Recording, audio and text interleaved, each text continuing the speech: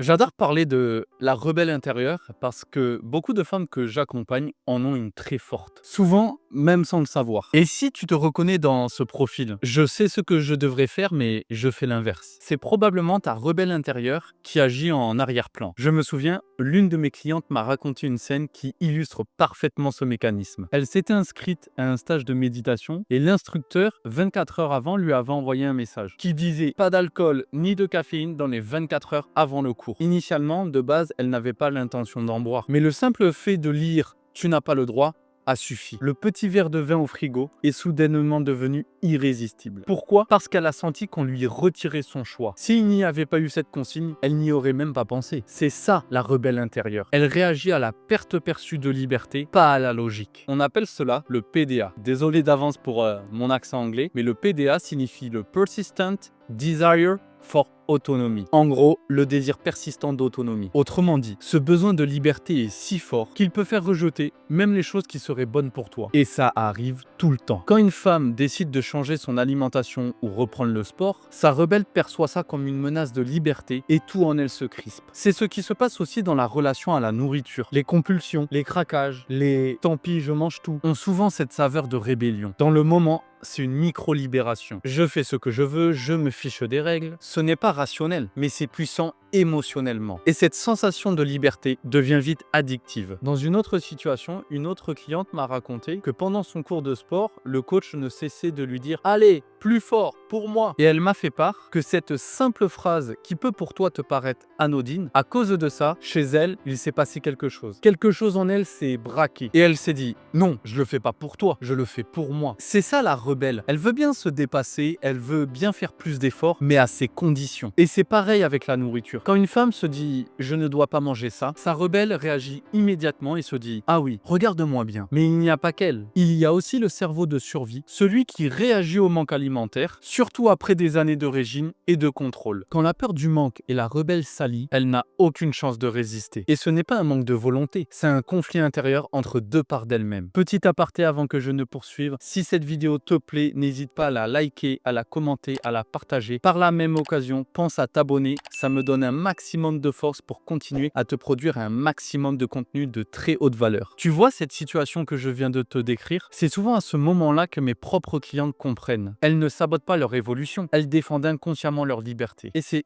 exactement pour ça que j'ai décidé de t'offrir l'audit MRE, une séance individuelle de 45 minutes personnalisée où on t'aide à rassurer ta rebelle intérieure et à en faire une alliée plutôt qu'un obstacle. Tu repartiras avec un plan d'action concret et personnalisé qui te permettra de te défaire de l'alimentation émotionnelle, d'apprendre à réguler tes émotions et enfin à sortir définitivement du cercle vicieux invisible, craquage, culpabilité, contrôle, rechute. Alors si ça te plaît, si c'est quelque chose qui te parle, je t'invite à réserver ton appel en cliquant simplement sur le lien sous cette vidéo, parenthèse fermée. Mais alors, comment faire en sorte pour apaiser la rebelle intérieure? Essayer de la faire taire, de la contrôler ou de la corriger ne fait qu'empirer les choses. La rebelle ne se soumet pas, elle se défend. Parce qu'à ses yeux, défendre sa liberté est égal à te protéger. La clé, c'est de lui rendre le choix. Par exemple, tu peux lui dire « Tu peux boire ce verre si tu veux, mais qu'est-ce que tu préfères vraiment ?» Ce moment-là, ou te sentir aligné demain matin. Cette simple reformulation désamorce le conflit. La rebelle se sent donc entendue